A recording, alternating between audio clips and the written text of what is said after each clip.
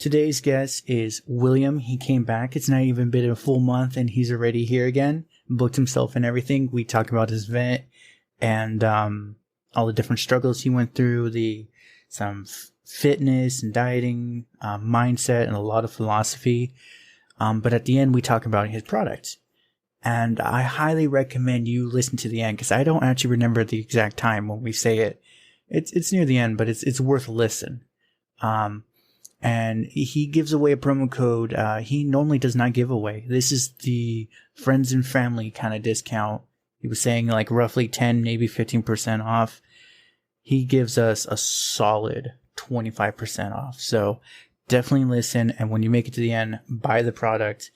I think he has a note tab when you're ordering and checking out. Tell him I sent you kind of thing, or from the show. So he knows what to do. He might even hook you up. Just saying.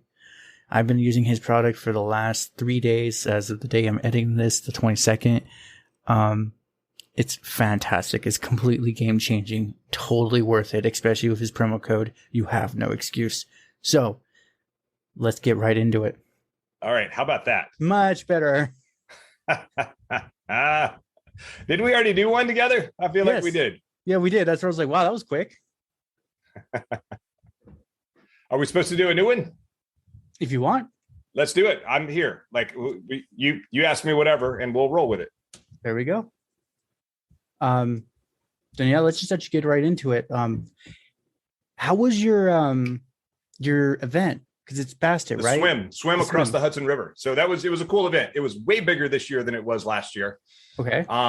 It's like, let me tell you, it's not an easy event. It's about 2.5 miles of running, I think. And then there's about 3.5 miles of swimming and a few hundred push-ups and pull-ups in there. I think 400 push-ups, about 100 pull-ups ish, maybe a little less. And it was a hard event, but it was way easier than last year because last year the currents were so strong. We were going backwards. I mean, I was watching these landmarks on land that I'm kind of swimming towards, but we were going the opposite direction of the direction we were swimming. So this year was much easier. However, in between the first barge and second barge. So there's a barge in front of the Statue of Liberty where we get out, we do our pull-ups and our push-ups, and then we swim to another barge in front of Ellis Island. We do more push-ups and pull-ups. In between, as I passed the Statue of Liberty, because I pulled my GoPro out and made some videos there. Awesome. Because like, how cool is that? Like no one else in the world really gets to do anything like that. So I brought a little GoPro in my pocket, pulled it out, and then did some selfie videos with myself and my swim buddy. And then I put it away, and then I pulled it out again while I was kind of a little bit further ahead of my swim buddy, and took some more videos, and I put it away. And like right after that, one of my legs just cramped up, and I was like, oh my God. And so I just kind of like worked it out while he caught up to me, and he passed me, and he's like, are you okay? I'm like, no, I'm fine. It's a leg cramp. No big deal. So I'm swimming with one leg while the other leg is kind of dangling behind me. And then the other leg cramps up, and I'm like, oh no, are you kidding me? It's not all just chest. But that first leg, it kind of like recovered. And then both legs were cramped up, and I was like, what the hell? So I'm like swimming, like on my belly, just like legs are just like floating. And as I'm like breathing out while swimming, I'm just screaming underwater. Rah! And like, apparently that helps. And I got over some of that pain that I had, and my legs came back to normal-ish. And then I got to the barge, and I'm like, Ray, let me go up first. And so he steps out of the way. And I'm like reaching to like step on the ladder to climb up, and one of my legs just cramped up, like it was like a fainting goat, just like rigor mortis set in. Oh, no. Like, oh my God, I couldn't like move at all. And so like 3 other seals, so there were 4 seals like pretty much straightening my leg and like moving it around in order to like make the cramping let go. So it was eventful. And then I got on the barge and got some electrolytes and some other stuff, and I stretched out really hard before starting the third leg of the swim. But yeah, I was sore for pretty much the next week. I would assume so. Oh my gosh. because I saw your Instagram post of you with the finish line and your two other buddies in the back. Which one? There was a while ago. It was when you just finished the race, and you're. I don't even know what I posted. Actually, I've really just like I get some stuff. I'd like put some stuff out there. Yeah, and they've gotten some pretty good pretty good feedback. So that's good. Yeah, I saw it. And the more activity I can have on the account, the better. So. Oh yeah, I appreciate that because I'm like, oh yes, it's like he has his mission of his Naked Warriors, but I'm like, that's awesome that he did his race though, and he actually like posted it. Naked Warriors. It was 5 posts back. It was you and the 2 other guys with the flags by the building. Then you posted your CBD muscle joint next after that. Okay. Yeah, that was probably a picture that someone sent to me, or there was a lot of cameras out there. Okay. And I try to do a okay job at like collecting some of that, but I'm sometimes I get it, and that's why I took a GoPro to like take some video from the water this time, and then also from the that was myself, my swim buddy Ray Care, and then another SEAL, and we were actually on the barge in front of I think that maybe I'm thinking of a different picture on in front of the Statue of Liberty. So, but yeah, anyway, it was you, 2 other people. You're like next to a glassy metal building with like 3 flags in the background. I have no idea, but we'll just roll with it. We'll go with it. It's on your account. But so I'm just curious, just being a kid, did your SEAL training help you with the mindset with the cramps? Well, I think, I've had a lot of years of just sort of suck it up and go. And then I'm also swimming with like, a bunch of other people. So, failure is not an option here. Yeah, it sucks. I'm having like many failures, but there's this sort of competitive side of me as well. So who cares if you're cramping? It doesn't matter. Just I can keep go to the hospital and fix it later. Get this done. I got arm, like both of my legs are cramped up, and so I still have 2 arms to swim with. So we'll just roll that way. Right. So you said it was a couple hundred. You were telling me it was one station was 22 push-ups, 22 something. It was like 22 pull-ups and 100 push-ups at every station. That was it. Yeah, because I was like, and then we did push-ups in the beginning and push-ups at the end also. Okay. Yeah, I was one of the guys that listened to it when he listened to your show. He's like, oh, hey, he's like, that's the Naked Warrior guy. He's like, he's actually huge in his area for vets and helping them with PTSD. Yeah. And I'm like, oh, okay. I'm like, I didn't know this. He's like, yeah, he's huge. Like, at least on all the shows I listen to, he's on it. Good. That's good. I want to get on more shows. Right. And that's where then it was just one of those, I'm like, hey, quick feedback. What'd you think of William? And he's like, he's like, you did get him to talk about stuff he normally doesn't talk to you about on the other shows. And I appreciate that. I have like a rap, I got like a message that I want to put out, but I like when people kind of challenge me and they ask me different questions. It like makes my brain work a little bit differently, work a little bit harder, which is good. It's always good to be challenged. It is. And for you to know, on a side note, ever since our chat last time, like I've been, other than going on vacation for a week, I'm like, I've been trying to do like at least 100 push-ups, at least 100 sit-ups every day. Good. It was just one of those, I just sat there. I'm like, William's right. I got to like push myself, even if I'm uncomfortable. You just got to do it. Yeah. Yeah. You can do like, and it doesn't matter if you're doing like 10 at a time, do it 10 times. You still got your 100. You still get your 100. Exactly. Get the volume in. That's how you get better. It's repetition. That's why I get on every podcast I can to get the repetition. I don't like talking about myself. I don't like talking about stuff, but it's that being comfortable, being uncomfortable, right? And doing that rep and do it. The more you do it, the easier it is.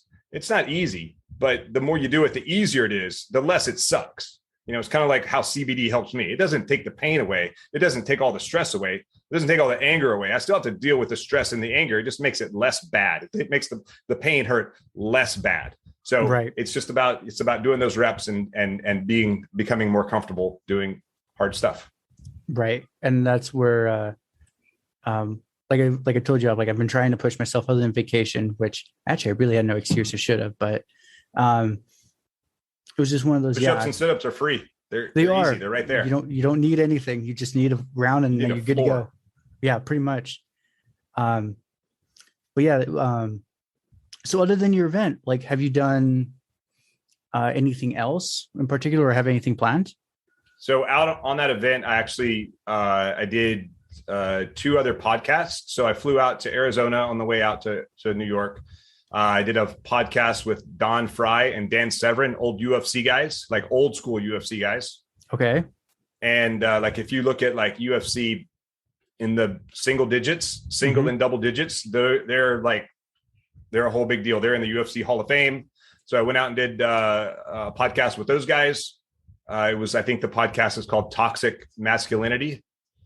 And I've seen that one. I haven't. I'm gonna have to look it up now. That's the one. I don't know when my episode comes out, but so Ray Care, who was my swim buddy, who was in my first SEAL platoon, is sort of my sea daddy, if you will. Who kind of showed me the ropes. He was on the very first episode of Toxic Masculinity. So he's got, every Saturday, Ray gets on Instagram and he does 1,320 push-ups a day in an hour. He does 22 push-ups every minute on the minute. Holy shit, that is a machine right there. So Ray's a beast. I mean, but he didn't start doing that much. He started doing, I think, 18 push-ups every minute or 19. I don't remember, whichever pushed him over 1,000. And then, he did that for a couple of months. And then he did, let's just say it was 18 every minute on the minute. And then he did 19 every minute on the minute. They did 20 every minute on the minute. And then 21, now 22. So it's 1,320, 1,350 push-ups in an hour. It takes a little more than an hour because he's bringing people on and off Instagram. So you just get on there, you can join him, you can knock out 22 push-ups with him. And it's generally every Saturday morning, 11 a.m. East Coast time. Okay. So yeah, I get up, sometimes I'll get up a little early and I'll, join him for some push-ups. Also, that's awesome. Okay. Now I have another one to do on Saturdays. I will be completely sore for a week though. But that's just kind of what I'm talking about. You can do it 10 at a time. You can do it in 10 minutes. You can do 110 minutes and then, do 10 minutes, 10 push-ups every minute on the minute. And you'll be surprised at how quickly you can crank them out. Maybe you need a minute and a half break. You'll just have to figure that out. And then you can add time to it or take time away or add push-ups to it. And then you're just going to get stronger. You just have to dedicate the time every single day to do that. Right. Yeah. And I've, especially now with a lot of stuff I'm doing, I've scheduled it out. Literally it says in my calendar, workout, within the description, everything I need to do. So I'm okay, now I know. For you, I had to set for 11 o'clock. Will's coming on you got to drop everything and go there. Right. Exactly. Just time block your day. I mean, some people have a beef with time blocking. I think the more structured you are, the more disciplined you are to doing that, the more likely you are to get more things done every single day. If you structure it out and then, if you structure it out and you plan in things that you want to do, I want to go surfing, I want to go do jujitsu, I want to you put those things on your calendar and you make your calendar non-negotiable. Yeah, it kind of rules your life, but you will have more free time at the end of the day because you know what you're going to do and you can prioritize the things that are important. That 80-20 rule, although sometimes I've said that, you focus on the 20% that actually moves the needle in your life. And the 80% is sort of this extra stuff. Sometimes you need to do that 80%, a couple of those 80% things first, because I don't feel like doing the big things. I don't feel like doing the hard things. So let's just do something to get the momentum going. And then once you get that momentum going, then you attack the hard thing for the day, the 1 and 2 or 3 hard things that you have for the day. So yeah, that's kind of my motto now. It's knock out the hardest project, the one that you're resistant, do that one first. Because once you get sometimes you don't want to. Sometimes I'm I just procrastinate and I don't want to. And so you have to make it it starts here and it stops here. And then you feel bad because you didn't, get it done. So what that actually forces me to do is I'm I don't really feel like doing anything. So I might do 2 or 3 little things do 3 small wins, get those wins under your belt, right, and then do the hard thing. It's still in that same blocked time, but I don't, I need to, sometimes I need to get that momentum. It's not just like discipline, just show up and do it. I don't like, sometimes my brain isn't working quite right. Or I'm just like, I don't want to do it. I just do it anyway. But I do little things to get my momentum moving in the right direction. And then it's all good. Like you said, get like the little stars or sticker, whatever you need to feel. It's like, okay, you did 3 wins. Now you got to take on that hard 3 one. small, insignificant. It doesn't matter how insignificant they are. It's still something that needs to be done. It can be like return an email or write an email or whatever. And, but do that thing just to get your brain to engage. It's like, I have to do like an old man warm up when I'm in the gym. Like I have to do, kind of like, get on the stretch it out and like do some low intensity stuff before I can like ramp it up. And there are chickens right outside my door making a bunch of noise. I didn't even notice until you said that. Are they your chickens or just local chickens? These particular chickens are just local chickens, like new to the neighborhood. There's a couple roosters in there. They're like about 2 months old. There's a couple roosters in there. They're not allowed to live here for very long. Once they start crowing in the morning, there's a very swift delivery. You see, just like, you do that again, I'm sorry, we're not talking anymore. If they're laying eggs, they can stay as long as they want. If you're just making noise and using up my property, you're just a noisemaker, we don't have room for you here. Pretty much. Provide a little value over here. 100%. So I'm curious, talking about the chickens, my aunt used to live in Hawaii. Do you have problems with hogs everywhere? Hogs, not where I live. Okay. There are a bunch of hogs on the island though. Yeah. I mean, I know like probably just not that far away. There's a lot of pigs, but not really where I live. There's a swamp about a mile away. I know there's quite a few that live there. There's like up in the mountains. There's a ton of pigs up there, Okay. And the locals, they'll go out with dogs and spears and then hunt hogs that way. Yeah, not really with firearms, but I think some of the other islands they can hunt them with firearms, but on Oahu, maybe with a bow or with spears, which is pretty crazy. Yeah, especially with a hog. They're small here. They're not. Not giant. They're not giant pigs here. Yeah, it's not like, I know when I went to Texas, my cousin was telling me, there's like hogs everywhere. They're at the point, they're like, there's no bag limit, just kill them. Yeah. He's like, and apparently like the meat on those hogs is not that good. Terrible. But I think the meat on the pigs, like on some of the other islands, is pretty good because they're eating like macadamia nuts and things like that. So it's pretty good meat. Yeah, it was just one of those, because I told him like, I've never been hunting before. He's like, well, we can't go to the reserve. But he's like, we could take you about 2 counties over and you could just go to town taking out all those hogs.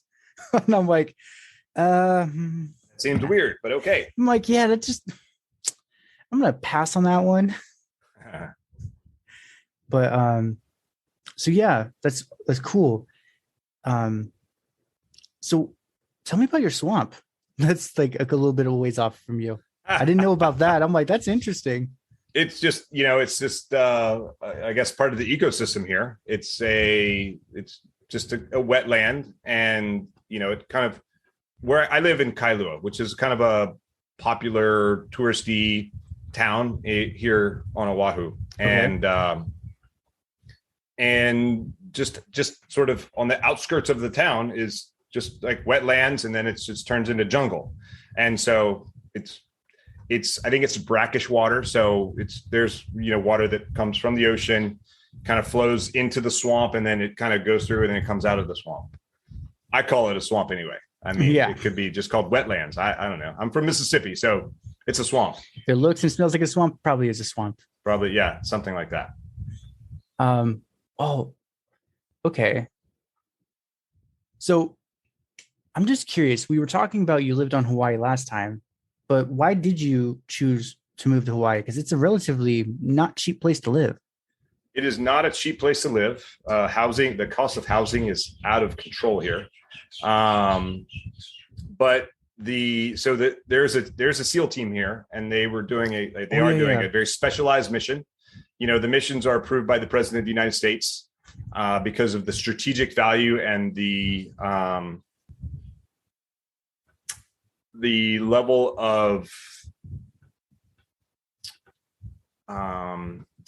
product that comes out of the mission. To think about what I could say, the level of product that comes out of the mission is of strategic importance, and it is a no fail mission. Like you can't fail. Like if something happens and you're captured or caught or compromised, during this kind of a mission, then that's you'll be on the news for sure, and that's not a good thing.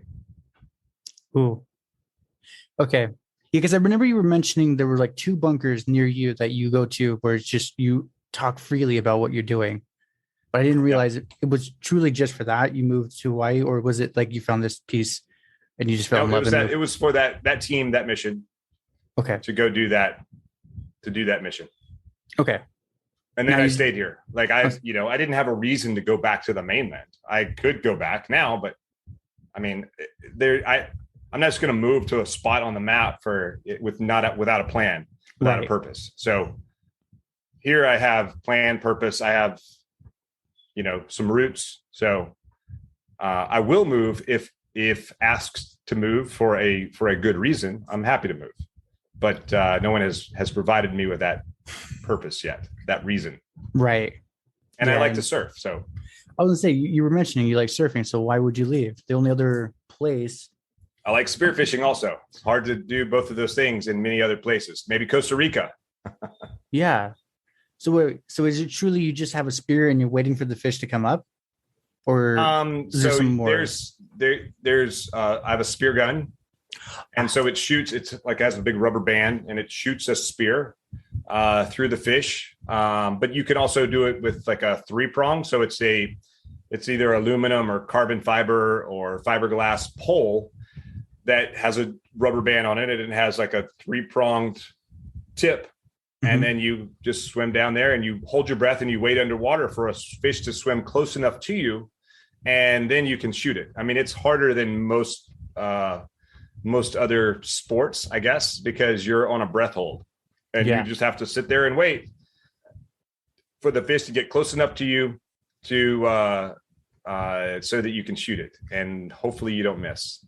Yeah, because that would be a pain. You have to go get it, redo it. By then, the fish is long gone. You come back to the surface, you catch your breath, you have to reload your gun, and they're complicated to reload. It's not that like you just like a bolt action rifle. It's like you're like, have to recock the rubber band. You have to like put the spear back in there. You have to reroute all the string that's connected the spear to the gun, and it's a process. You can, if you practice it, you can do it fairly quickly. But it's not an easy process to do.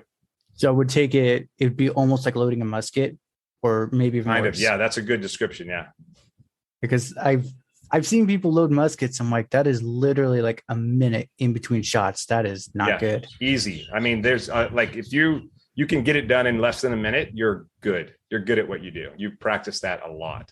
This is the only thing you do. Yeah, I mean, the first time I did it, it took me like, I don't know, a long time to do it in the water. Like doing it on land is one thing, doing it in the water is another thing. When you're like, you have a weight belt on and you're just like, you're still having to kick and control everything and like reroute everything. It's a completely different game. So, oh my gosh. I mean, the craziest I've done for fishing is deep sea. And like, I caught a really big barracuda, but apparently like the guy was telling me, he's like, barracudas, they're a good fight, but they're not like a tuna. No. And I'm like, I almost got pulled off by a barracuda. What is the tuna? He's like, we essentially have to strap you down and hope for the best. You'll know the difference. Yeah, for sure. And that's where like, he mentioned something about fishing too. But it was just one of those, I was just like focused on the reel and I'm like, oh, okay. Now that I'm listening, I'm like, oh. You go down, you hold your breath, hoping that a fish comes close enough to you. Now there's techniques and like laying on the bottom or, mid-water column, whatever it is, there's depending what you're doing and where you're at. Some people will just they'll see a fish, they'll try to swim down behind it and then shoot it. But really the best way to do it, I think, is to swim down, lay on the bottom, holding your breath, be very, very still. You're something different down there. The fish are curious. They come over, check you out, and then you slowly move and then try to shoot them. But, sometimes you don't. Sometimes you miss. Sometimes they you just look too aggressive, too menacing, too whatever. And so, or if it's an area that's been hunted a lot, they're like, we're not going over there. Yeah, we're cool. That weird object is going to kill us. We're not going over there. Yeah, you're definitely some sort of predator. And so so it's interesting. So I do fasting every now and then, do like a 3 or 5 day fast. Okay. And the first time I did a 3-day fast and I went spearfishing, I could hold my breath double the amount of time that I normally can. Interesting. And I talked to someone about that and they're like, yeah, that's like this evolutionary thing that you have going on there. Like we're hunters at heart, like in our DNA. And so you hadn't eaten. So you had a real need to hunt what you were hunting. And so your body just adapted. So you didn't, I wasn't like burning any oxygen or fuel, like digesting food because I hadn't eaten in a day and a half. Right. So I'm just laying there on the bottom of the ocean, just like laying there, calm. Fish are just swimming right. And it was like, I had like weird mixed feelings. I'm like, I can't eat this fish for like another like 2 days. So I kind of don't want to shoot it, but I want to shoot it and then I'll save it for later. But yeah, generally when I catch anything or shoot anything, I eat it that day or that night, whatever it is. And but yeah, this was like it was like, dude, I'm just like, I'm on the bottom. I'm holding my breath with no problem. I'm calm. I'm comfortable. And fish are just coming over to me. And it was like, I was more calm because I hadn't had any food. And I thought that was super weird. Yeah, that's interesting. Like I got on a huge kick for a while on YouTube watching like Aboriginal people and they're like the YouTubers documenting them as much as they not interacting. And that was one of them. They said they're like, we sometimes go without food for 3 days to a week. And they're like, as long as we have water, we're fine. Yeah. And it was just one of those. Totally fine. Yeah. And it was just one of those, I looked at him, super like natural muscle mass. Yes, it's lean because they're not eating a lot, but it was like, you could still see he had a shoulder definition here and like his chest. And I was just like, interesting. So maybe we're not supposed to eat like every 3 times a day. Right. It's not necessary. I think food, the reason that I started fasting was I heard it was like healthy and like help, kind of reset your body, your hormones, things like that. Mm-hmm. But, another reason is, I know that food controls me sometimes, all the time. And the first day when I deliberately didn't eat for that first 3-day fast, I was absolutely miserable. I wasn't actually hungry, but I was like, oh, there's food there. There's food there. I just had to go find things for me to do to take my mind off of it. Because other times, like I can go like pretty much all day and not think about food and I'm fine. And not eat. But when I deliberately made a promise to myself, I'm not going to eat. Mm-hmm. All I wanted to do was eat. Like my daughter didn't finish her cereal before going to school. I wanted to like finish her milk and her cereal. I was like, oh my God, get this away from me. This is terrible. This is a terrible experience. Like right out the gate. Normally I don't have a problem with that. I'll do like a 16-hour fast most days and no issue. Yeah. But yeah, that first day I was like, dude, I don't know if I can make this. I don't think I can do this. And that was just like a wake up call to me. Like, dude, day number 2 was way easier than day number 1. Day number 3 was a little bit harder because I knew that I was going to eat that evening. But yeah, again, it was all about food controlling you. But as long as you stay busy and you can avoid thinking about food, you're good. It's no issue. Oh yeah. And what's funny for me is you're not actually hungry. It is completely mental. It is. Yeah. I think it's the glycogen because you're not used to using ketones as fuel. So your body's just like, I want my glycogen. I want my sugar. Why am I not getting it? Kind of thing. Right. Sugar is more addictive than heroin. It is. And it's in everything now. And it's a huge problem. Yep. It was just one of those, I was like reading this, like one plant thing. They like dried fruit. It's supposed to be healthy. And I read it. I'm like, why does this thing have like 20 grams of added sugar? Right. Technically we're only supposed to eat 10 grams of sugar. This is like double dose. Why is there so much sugar in this? I don't know. I think probably since the last time I talked to you, I switched over to not a a ketosis diet, a keto diet, but really more like kind of low carb, because like it's hard to figure out like what do I need for what and for ketosis. I'm like, I don't know.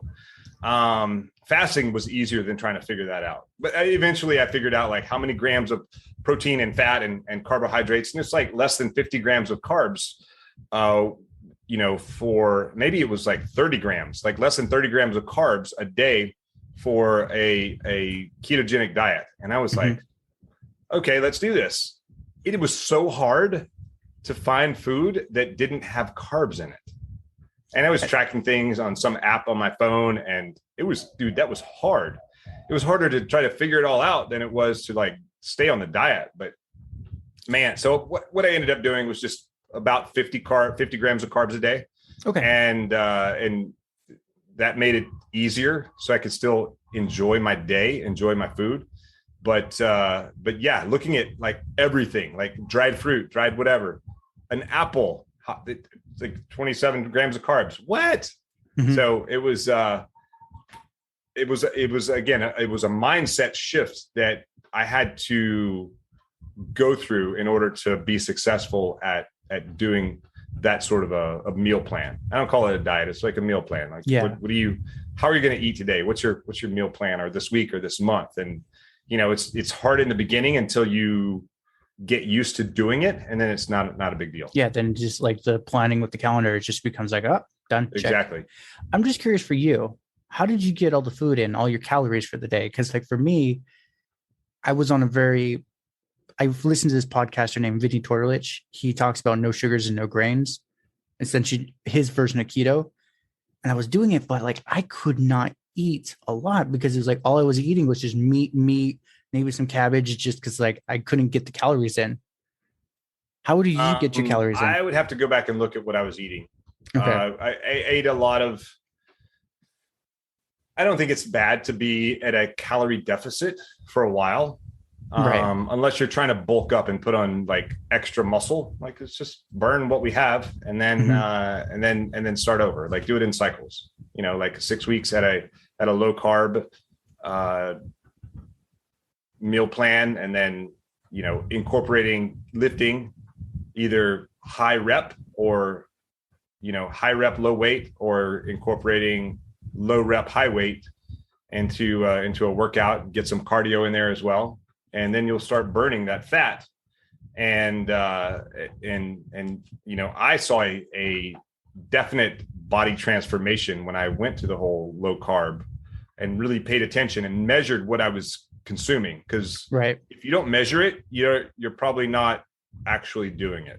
Yeah, you're probably, because when you measure it, you're actually holding yourself accountable. And rather than just kind of like keeping sort of track of it in the back of your mind. Oh, one of these is probably fine. One of those is probably fine. Pretty soon you're like 500 grams of carbs, and you thought you were keto, kind of keto, or kind of low carb. I was like, oh, but the food said it was keto, so it's okay. It's like not necessarily. Yeah, exactly. Net carbs. What the hell is a net carb? So that was like a whole nother thing that, and I like desserts, so I would save my carbs really for the end of the day. Like I'll have ice cream, no big deal. Right. But I planned it that way. Like I was like 0 carb during the day, and then dinner, and then ice cream. Sure, I'll have ice cream. Right. And that's where I got my carbs in, and I got, the other things in that way. That's interesting. So actually, I'm wondering, from your perspective, what's better for weight loss? High reps, low weight, or high reps, low weight, or low reps, high weight? I think the jury is out on that. It depends. Okay. It depends, from your experience, how low a weight, or I've never really been into weight loss. Really? Just for me, I just want to be healthy. I do have times where I'm like, I could probably, lose a few pounds. I don't have a lot of pounds to lose, but I could use a few. I could also add on muscle. And if you build muscle, it's going to burn fat, just metabolically. So I would say, I can send you after this. I've got a workout that I will oftentimes just sort of revert back to, just as a kind of a baseline. And it's just fill in the blanks. you figure out what your bench, your squat, what you curl, your pull-ups or lat pull down or whatever. And it takes about 45 minutes to an hour to do, depending how much weight you put on the bars. But I like that workout. You go up to like, I think 10 or 12 reps, 10 to 15 reps, depending on the exercise. Sometimes you'll drop down to 8. We'll just say 8 to 12 reps. Got it. And then I would say do that for 6 to 8 weeks. And then, throw some cardio in there as well. And then and what I like about it is you can see the incremental increase in weight that you're adding to the bar. So you can see that you're getting stronger. You may not feel stronger, but as you add weight, you're still maintaining that same stress on the muscles, but the muscles are getting stronger. And it's 3 days a week of lifting. Okay. So the other days you just do some cardio and let your muscles heal. And it's kind of like almost full body ish workout every day or every 3 days. And so that's cool. Yeah. When I first got this job that I'm currently at, I was an angry motherfucker, and I was just sitting there, and I went to the gym and I was squatting like 300 something.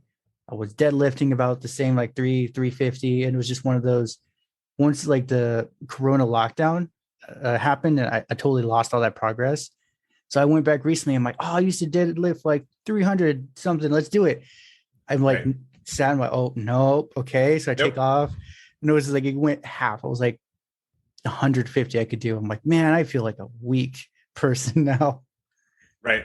Yeah. So,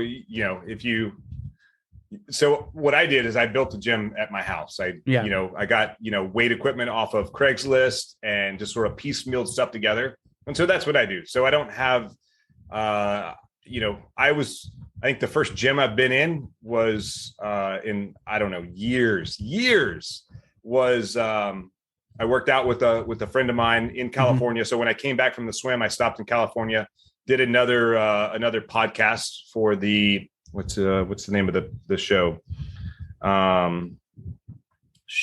It's the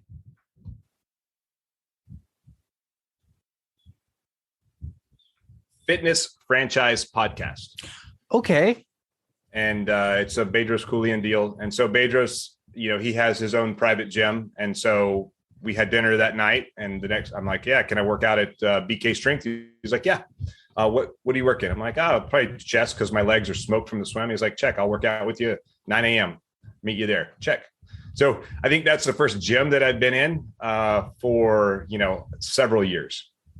Was just his gym because, he was available. That's awesome. Was that a really good workout? Just curious. Yeah, it was a great workout.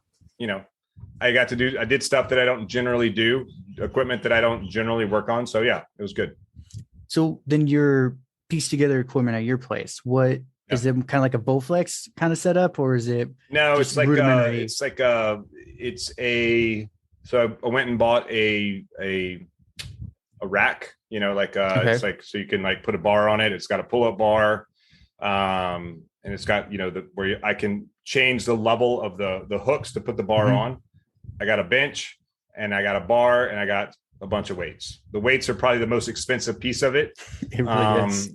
Some of them are, you don't need a bunch of fancy stuff really to make that happen, but you end up falling into this, like, I want the next level, whatever.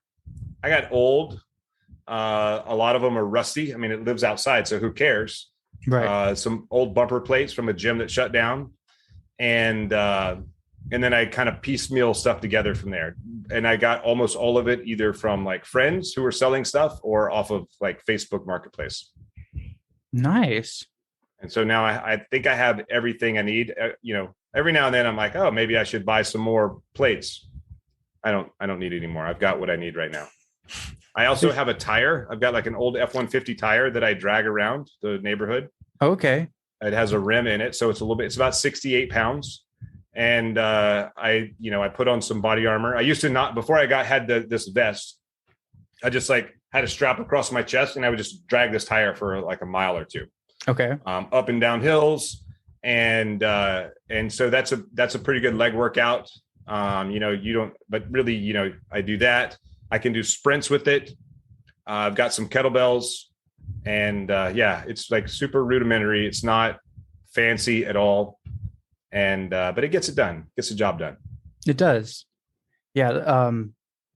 I did the like 1,000-pound tire flip thing for a while. That was I'm working on getting a big flippy tire, one of those big fat tires. Yeah, that was fun. It was mainly the hardest part was the first step, actually get it going. Once it's going, it was easy. It was just that first initial action, like really gauging your back. And I was just like, oh. There was a tire we had in Iraq when I was there in 2009, I think. Okay. 579. Yeah, 2009. And we would do flip it for a half mile down and then a half mile back. And that thing, like my hands, my forearms were smoked. Like they didn't work for the next 2 days. Yeah. And I had to wear gloves with it because, it had like metal coming out of it and things like that. But, total full body workout after flipping that thing. Yeah. I was taking a college class. It was just mainly just when it was heavy lifting. I was like, oh, I'll take the college class. That'll be my workout for the day, whatever it is. And the instructor caught on that I was really strong. So he said it this way. He's like, you strike me as you should have been in the military, but you're too crazy for the military. And I'm like, probably, sir. He's like, I'm a Green Beret. We're going to hurt you.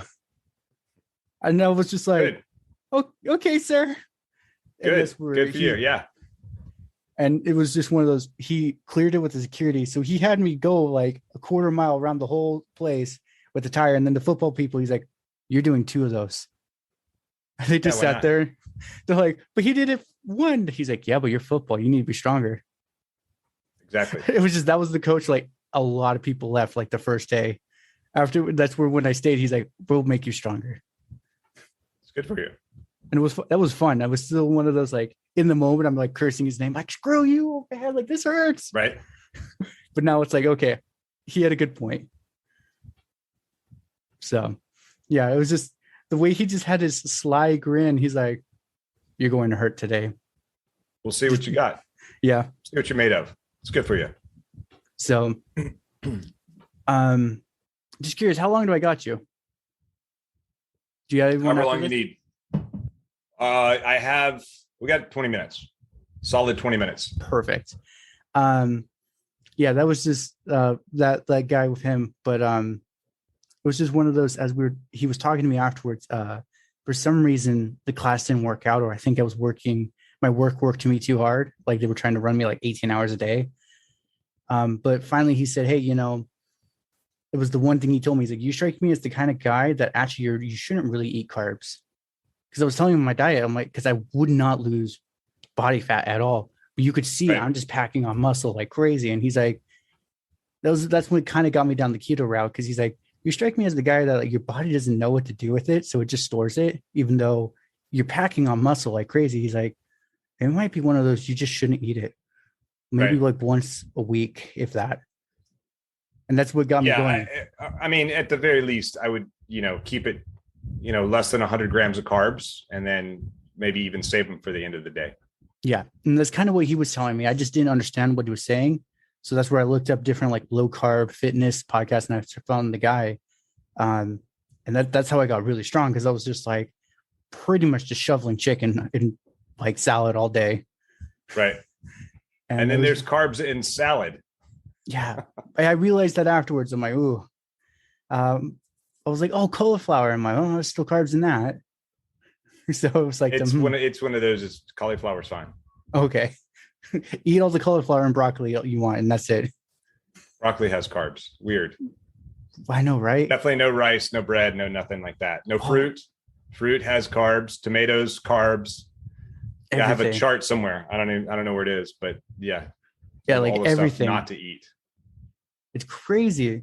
And especially because I work at a grocery store, it's one of those, I see the extra stuff they do because they bring it in.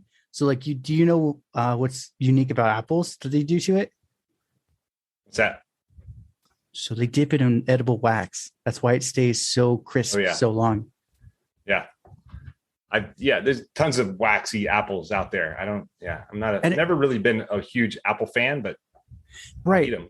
When it was just one of those, like the guy, old school guy, he was cleaning, like he could literally just be cutting like 100 carrots and just have a good conversation with you. Right. And that's where he just jokingly stopped, grabbed an apple and peeled it with his like back of his knife. You see it coming up and he's like, when they say wash a vegetable, it's not because of the pesticides. We'll tell you that. He's like, there's half this stuff is modified and not in a good way, but it's claimed organic. It should be okay, right? Yeah, totally. 100%, right? Yeah.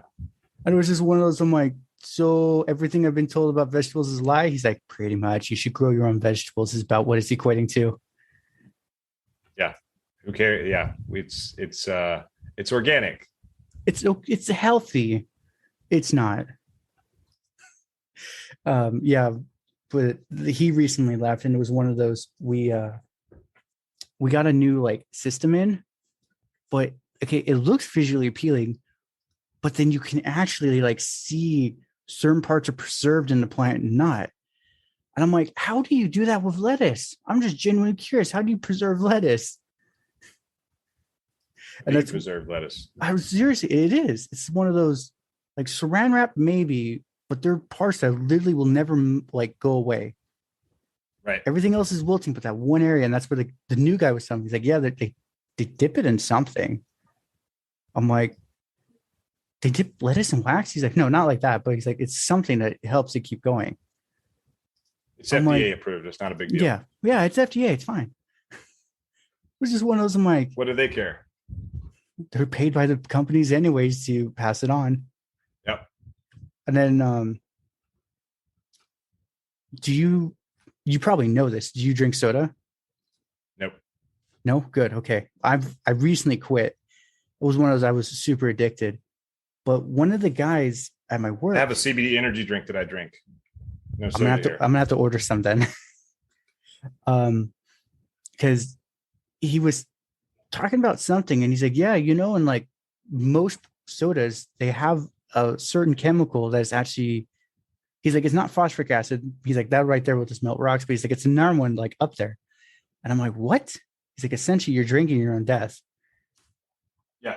I'm like, wait. So he pulls out Coke and shows it to me. I look it up and I'm like, how do they let us do this? And he's like, it's small enough. It's not a big deal. He's like, quantities. He's like, it's a small quantity. If you only drink that 1 can for the day, technically you're okay. I'm like, right. What? But no one does just 1 can. That's impossible. Those who drink soda, it's not just one. And that's where he's like, yeah. He's like, essentially everything. Do you drink Dasani water? Nope. That was another one he told me. He's like, it's literally the taste of death because he's like, whatever their preservative, it's magnesium something. It's what they use to kill criminals. And I'm like, so wait. That's awesome. They literally put the stuff they put in people to kill them in our water. And he's like, yep. Why not? What? You so literally Dasani is the taste of death. He's like, pretty much. Good. Right, like, now we know. At least we know. So yeah, it was just one of those. As I've been trying to like learn healthy things, I'm like, wow, this is so screwed up system. So, can we go over some of the newer products with your company? Yeah. So let's see. I still have a new product coming that's not here yet. Ooh. When that product comes out, there's only, so an interesting thing. So the CBD industry is pretty saturated. Like there's a bajillion CBD companies out there. And so, my job is to try and stand out in some way. And so one of the products that we have coming out, it's a liposomal, which is fat soluble, transdermal application. Okay. So basically it's going to be like a pen. So you push on the end of it, it'll squirt out a a predetermined amount of CBD, and you put it into like, high vascular areas, like in your wrist where the a lot of veins, the skin is very thin, or maybe like in your elbow, in the crook of your elbow, or behind your knee, or on top of your foot. And then you rub it in, and you're going to get actually more CBD per dose that way than you will through any other method. So the way that, CBD goes into the body, the way that, there are a few, the best way, the highest bioavailable way for CBD to get into the body is through an enema. That's number one. Okay. Number two would be through a vape, because it goes into your alveoli and then goes into your bloodstream very quickly that way. Number three is through this transdermal, liposomal transdermal effect. Number four is through a tincture. Number five would be pretty much anything else. So this is a product that will, it's the third best way to put CBD into your body. So the first one, can you explain that better to me? An enema? Yeah. You stick it up your butt. Oh, I did not. Okay, never mind. I don't feel like we need to talk much more about that. Yeah, we're good on that one. Usually when I say enema, people are like, okay, next. What's the next one? I'm not interested in that. Maybe I was just like, totally went over my head. I'm like, what is he talking about? Yep. So interesting. So do you use the vape process of getting it in, or are you just mainly the topical skin stuff? I have a vape that I was experimenting with and potentially going to sell, but the way that the oil, so there's a bunch of issues with vapes, vitamin D oil, toxicity and all this other stuff. So we were working on a different process, different oils mixed together to get rid of those sort of vitamin D and all these other oils that you don't want to heat up and inhale into your lungs, because again, if you're putting something into your body as a medicine, you don't want to put a bunch of toxins in there as well. Right. So we were going down that road, but unfortunately the oil would start to crystallize after a little while. So we bailed on that initiative. So we're not going to, as of right now, we're not doing a vape at all. Okay. But I tried it. I never vaped before. But it was a good product, but it didn't deliver what we wanted it to deliver. So that's why I'm going this other transdermal route as a very high bioavailability product to get CBD into the body also. And again, kind of going back to that, everyone has a CBD oil, and I don't have any in here with me right now, but it's a tincture you put under your tongue or whatever. Right. A lot of people have gummies, but very few people, like there's only 2 other companies that have this transdermal pen technology. And actually only one, because I'm working with them to make the second, to put it together for us. And then, the energy drink. Those are the 2 kind of standout products that we have that are different from everyone else in the market. So I'm curious about the energy drink. Is it just like a powder, or is it? It's a powder. It's so it comes in a box of 5. Okay. It's a water soluble broad spectrum CBD powder. It has a bunch of other stuff. So we worked with a chemist and a formulator who knows how to put different ingredients together to create products. And so we worked with this chemist formulator to add things to the energy drink. So at the end of the day, it's got about 75 milligrams of caffeine, which is equal to a cup of coffee. It's not super energy, but what you get out of it is you don't get like a kind of a high and then a crash. You just get sustained energy sort of across the board. That's and good. I've gotten a lot of great feedback from the energy drink. I haven't got any negative feedback, but some of the feedback that I've gotten back is one person in specifically, she was able to get off of Adderall. She doesn't have to take her Adderall anymore, because that's good. When she takes the CBD energy drink in the morning, it gives her the focus that she needs to get through her day. And she doesn't have jitters at the end of the day, at the end of the day, like she does with Adderall. She takes Adderall to get her, through the day and focus and, whatever she needs to do. But then at the end of the day, she's got all these jitters and she's not able to like manage. It's like hard for her to go to sleep. And so with the, the CBD energy drink, it's just sort of a consistent energy, focused energy sort of across the board. And I drink 2 of them a day. So I put them in, it really is for me to really stay hydrated. So this is about a half gallon jug. And in the morning I drink, and when it comes down to like your metabolism and speeding things up and burning fat, really, if you drink water, if you can drink a gallon a day, things are going to be good for you. Mm-hmm. It also, you're hydrating your brain, you're hydrating your spinal cord, you're hydrating all the parts of your body. You're helping pull toxins out.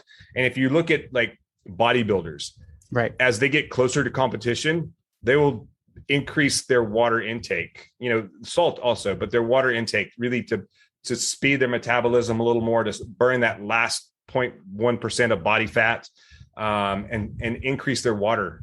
And so what I do is every day, I get up, I have 16 ounces of water, and I do it in like 2 8-ounce glasses because I feel like 16 ounces is too much for me to chug at one time. Yeah. But I can fill up an 8-ounce glass and I can drink it really quickly while I'm making my coffee. And then I'll drink another 8-ounce glass and I'll take some vitamins that I take in the morning. So now I'm already like 16 ounces in, and then I have coffee, and then I do 2 of these. So I fill it with ice and water. And this is what I drink throughout the day. Around noon, I fill it up again and then crush another one throughout the rest of the day. So that's how and then I haven't even gotten to dinner yet. So that's how I maintain my, my hydration level for the day. And it's just good all around to consume water, and it tastes good. I like the way it tastes. So I was say, as I'm looking at your site, I'm like, wow, I'm probably going to have to order some right after this. I'm just curious, do you have like a subscription? Let's say I wanted like the 5 boxes every month. Do you have that option yet? I don't have it yet. I'm still working with merchant processors. Okay. Currently, Square does not allow a subscription for CBD. Oh yeah, because it's still federally illegal. It's federally legal. It's just not. It's a high risk. We're going to call it a high risk item. And so they look at how many returns, and they don't want chargebacks and things like that. And the only returns I've ever had to give back to people, or people have asked for, was where they they made an order, and then they made the order again, but this time they used the discount code. And I'm like, I see what you did.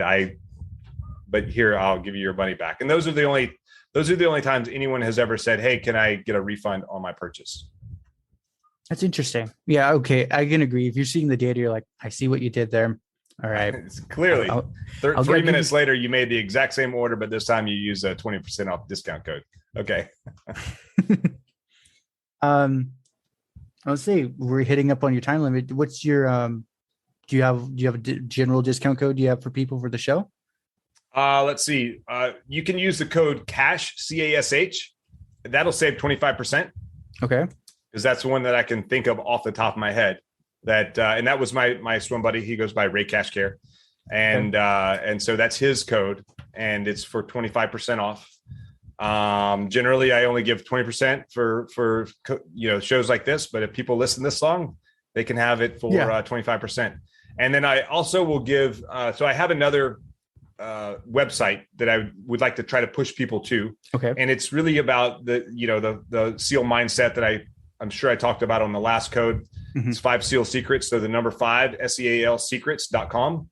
Go in, put your name and email in there, and I will send you a link to a PDF that I created that really spells out, what Get Naked is all about. Never quit, accept failure, kill mediocrity, expose your fears, and do the work.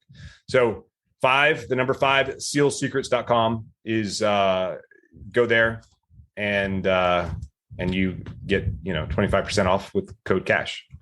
There we go. Will, it's an absolute honor and pleasure just to chat with you again. Yes, sir.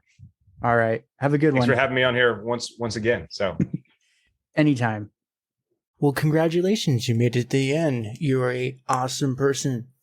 Not many make it here. So, being the awesome person that you are, can you do me one more awesome favor? Can you rate and review this on whatever podcast services you're using? If you do it on Apple and you leave an actual written review, I have a thing on my website. I will take your written review and post it for all to see. Congratulations, you're permanently sealed on my site. Otherwise, I am trying to do YouTube more and live streaming. I will try to put as many of the YouTube links in the description of the show as I can.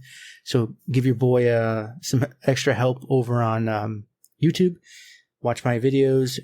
I just mute it and change the channel, change the window or something. But yeah, that's it. Thank you for being awesome and see you next time.